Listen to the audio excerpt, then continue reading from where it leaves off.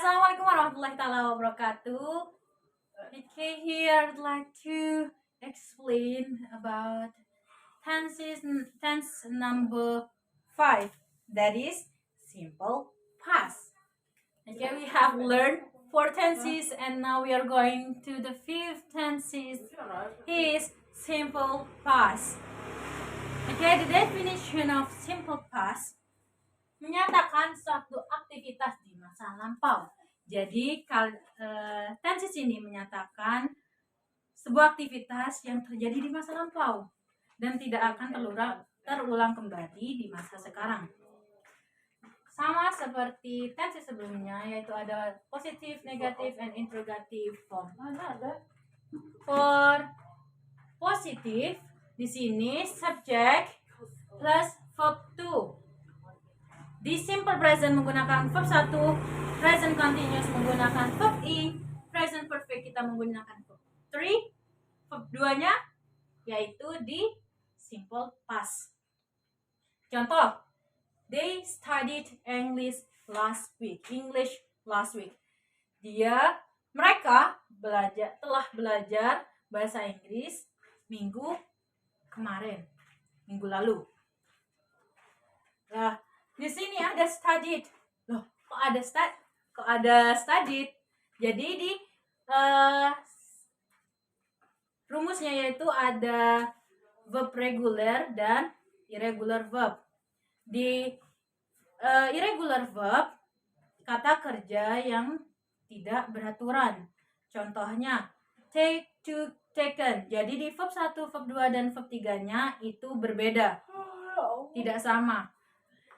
Tapi kalau di regular verb itu hanya ketambahan di atau id. Jadi contohnya seperti study, berarti tinggal ditambah id. Studied.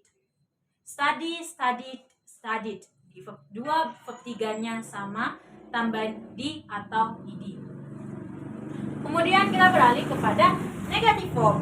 Di negative form bedanya jika di positif cuma memakai verb 2, tapi di negatif kita menggunakan verb 1. Loh, kenapa kita menggunakan verb 1? Karena kita sudah menggunakan auxiliary, kata kerja bantu did. Did yaitu kata kerja bantu lampau. Presentnya yaitu do, did, done. Verb 1-nya do, verb 2-nya did, verb 3-nya done.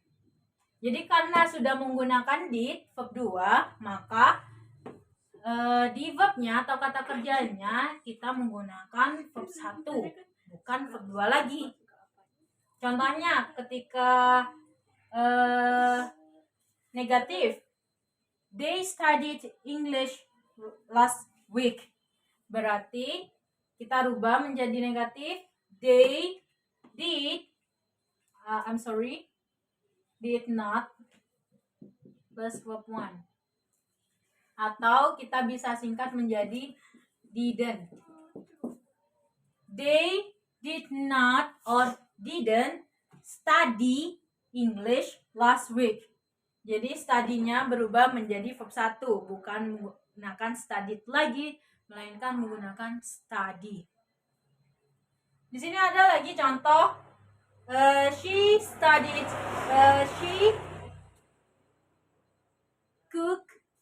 cooked rice last week.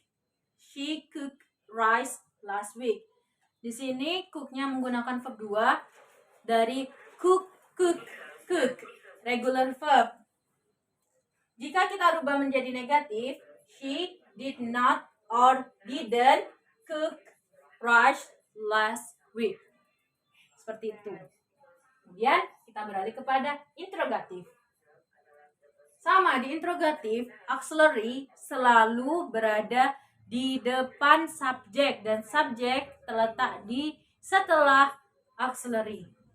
Seperti itu. Semua tenses berlaku pada semua tenses jika interrogatif atau pertanyaan. Jadi auxiliary di paling depan, kemudian subjek, kemudian verb, dan objek. Di sini, they studied English last week. Jika kita rubah kepada interrogatif menjadi did they study, jangan lupa study itu dirubah menjadi verb 1. Study English last week. Did they study English last week? Atau negatif interrogatif ketika pertanyaannya itu negatif menjadi didn't they study English last week? Seperti itu. The time signal di simple past yaitu ada yesterday dan last. Di sini last kita bisa tambahin seperti last week, last month, last afternoon, last evening, or last morning. It depend on you. Jadi last kita bisa tambah dengan keterangan waktu yang lainnya. Oke. Jadi di simple past ini kita membicarakan tentang yang lalu. Jadi pekerjaan yang lalu tidak akan terulang kembali. Past in the past, yang lalu biarlah berlalu. Jadi